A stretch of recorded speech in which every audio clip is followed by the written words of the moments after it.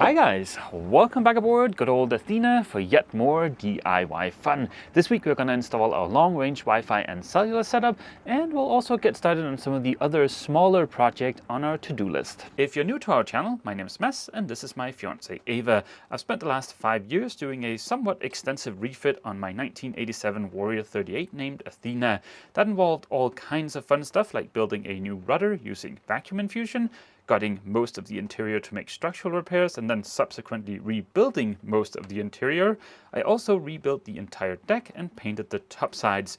All of that fun is documented in hundreds of videos here on YouTube. The thing I am the most excited about this week is Athena's new long-range Wi-Fi and cellular setup from Locomarines. This is the Yacht Router, and there's also a Wi-Fi booster here, and we've got some antennas. At least 2 of the antennas are going to get connected to the Yacht Router using some of this coax cable. That's the 2 cellular antennas, and that's going to happen with these N-type connectors here.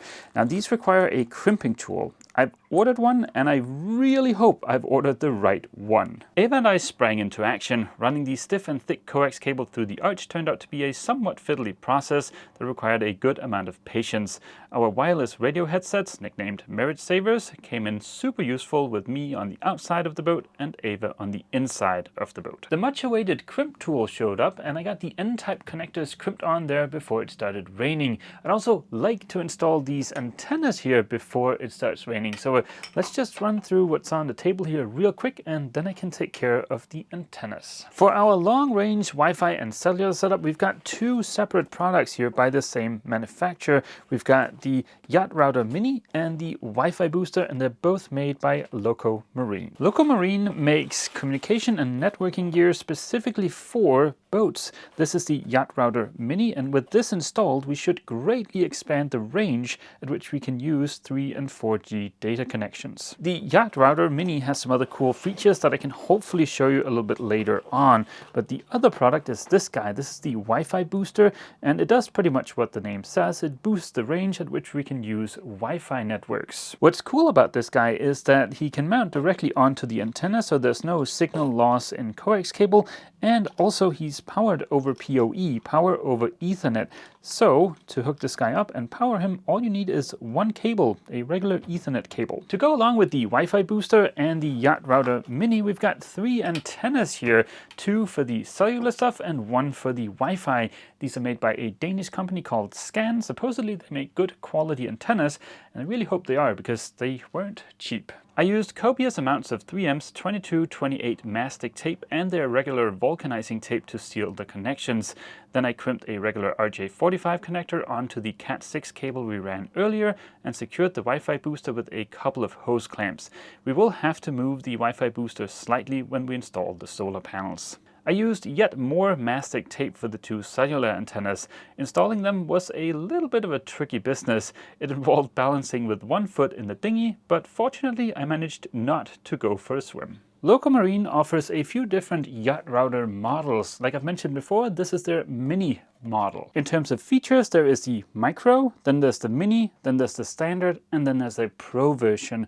I went with the Micro because it's the smallest version that has a WAN port, meaning it's ready for satellite communication. Mind you, when they say satellite communication, they don't mean that you can hook up your Iridium Go to this thing. That wouldn't really make sense. The bandwidth in this is, well, nothing. When they say satellite communication, they mean real internet connections through satellite. Those fast satellite connections are expensive.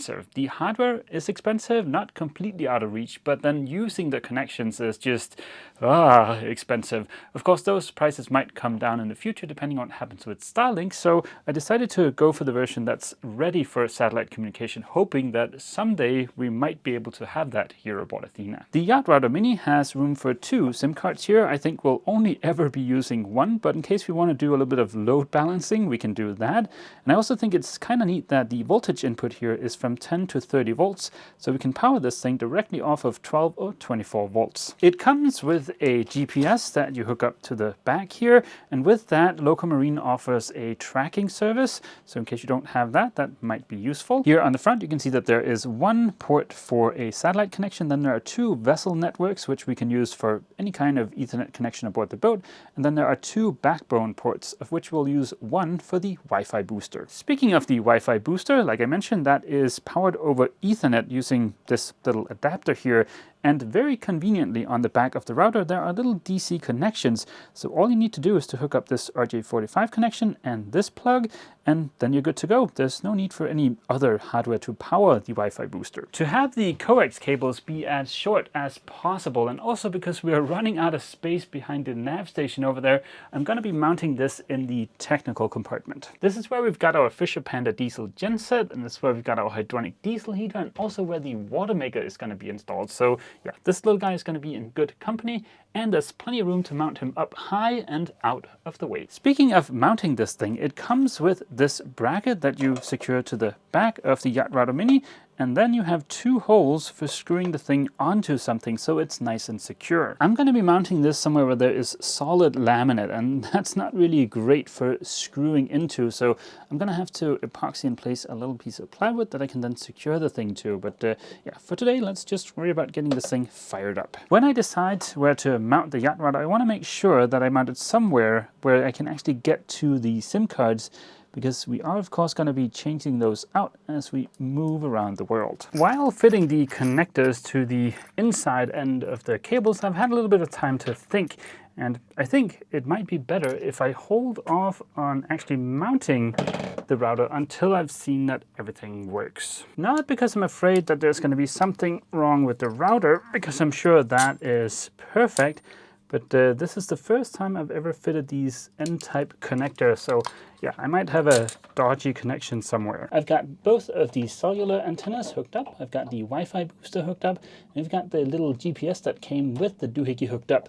So yeah, let's connect some power and see what happens. I see an LED blinking in there. I am assuming that is a good sign. And as if by magic, we now have a few Wi-Fi networks available. Yacht Router Vessel Network 1 and Vessel Network number 2. One of Yacht Router's cool features is that you decide how those 2 networks are connected to the internet. So for instance, you could have network 1 be connected through 3 or 4G, and then network number 2 be connected through the marina's Wi-Fi. I could easily see how that feature would be super useful if you had a satellite connection on your boat, because like I mentioned, those are very expensive, and you might not want your guests just streaming hours of 4K content just for the fun of it. We seem to have hit a little snag. So I've managed to configure the Yacht Router to use the SIM card I popped in there. That was very easy, but for whatever reason, it refuses to see or communicate or talk to the Wi-Fi booster. So yeah, the configuration software for the Yacht Router is made so that it's very simple and easy to use, but there's not really anything in there that will allow me to diagnose what's wrong here. I'm guessing it's something that's askew with the Wi-Fi booster, but there's no way for me to diagnose that. I'll have to contact support and have them help me. Locomarine gets a big thumbs up for the support. I got a very prompt reply, and they'd already logged in through a remote connection and fixed the issue in my router, so everything is good now. Big thumbs up. This is what the control software looks like for the Yacht Router, and one of the big things that sold me on this product is how easy it is to use. So in here you see the 2 networks we've got, the 2 Wi-Fi networks, and here we can then decide how those are connected to the internet. So if I had a SAT connection, I could choose that. Right now it's connected to mobile, but I can also switch it to shore Wi-Fi. Right now, for testing purposes, on network number 1 I've got our cellular connection, and on network number 2 I've got the marina Wi-Fi. Just to show you guys how easy it is to use the Yacht Router, let's say we're pulling into a new marina and we want to connect to their Wi-Fi. We're going to Setup, Shore Wi-Fi, and here's a list of all of the 5 GHz Wi-Fi networks we can see, so then it's just a matter of finding the marina one and clicking on that. Some of the other long-range Wi-Fi and cellular setups I've seen have been very complicated to use, and I didn't want that, because if I'm not here, I want Ava to be able to do this on her own, and I think she'll most definitely be able to do that with the Yacht Router. The Wi-Fi here at the marina is not super fast. Usually it's around 5 to 10 megabits. It does vary a little bit, but that has nothing to do with the Yacht Router. If we dive a little bit deeper into the setup menu here, we should be able to get some numbers for the quality of the connection between the Yacht Router and the Wi-Fi here at the marina. As you can see, we are connected to the Gosport Marina Wi-Fi network, and down here we can see the signal to noise ratio. The signal to noise ratio is the difference between the noise floor and the signal strength, and right now we're sitting around 65 decibels, which is absolutely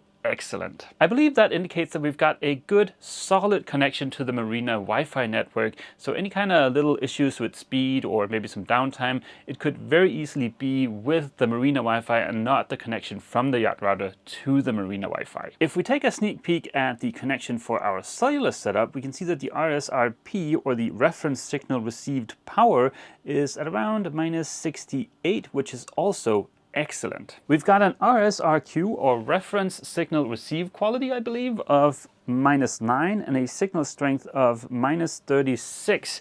I think that means that my N-type connectors on the connection to the cellular antennas are good. So far we've used the yacht router for a few days here in the marina, and it's been absolutely rock solid. Zero issues with marina Wi-Fi or the cellular connection, so that's awesome. But it'll be really interesting to keep an eye on those numbers once we start moving the boat a little bit further away from the marina and the cellular towers, just to see what kind of distance we can get. Now in about 2 weeks we are going to have to refuel to be able to stay warm here inside of the boat, and when we do that it would be very easy to just go out sailing for a little bit to see what kind of distance we can get. Winter is coming. Well, winter is here, and that means condensation, especially inside of these lockers right here. They're actually already starting to get a little bit wet. So today I'm going to be working on getting these insulated. I'm going to be using what we use throughout the rest of the boat, which is this Armaflex closed cell foam.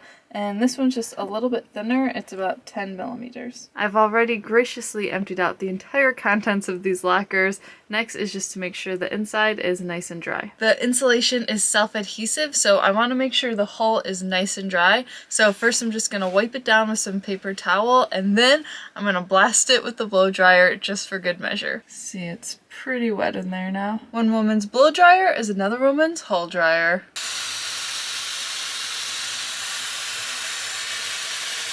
We want a really snug fit where the hull meets the plywood on the sides, so we're going to do a classic mess and make a template first out of this wrapping paper before we cut the foam. Okay, now when you go to cut the insulation, if you just make it like a little bit bigger, like tiny bit bigger, because the foam will kind of compress. We don't want to compress it too much because then it loses its insulative ability, but you can compress it a little bit so it's a nice snug fit. Alright, I have it traced, and just like Mess said, give it a little bit extra space, and now it's time to cut. Dry fit is in and it's looking good and snug. Now for the terrifying part, sticking it to the hull.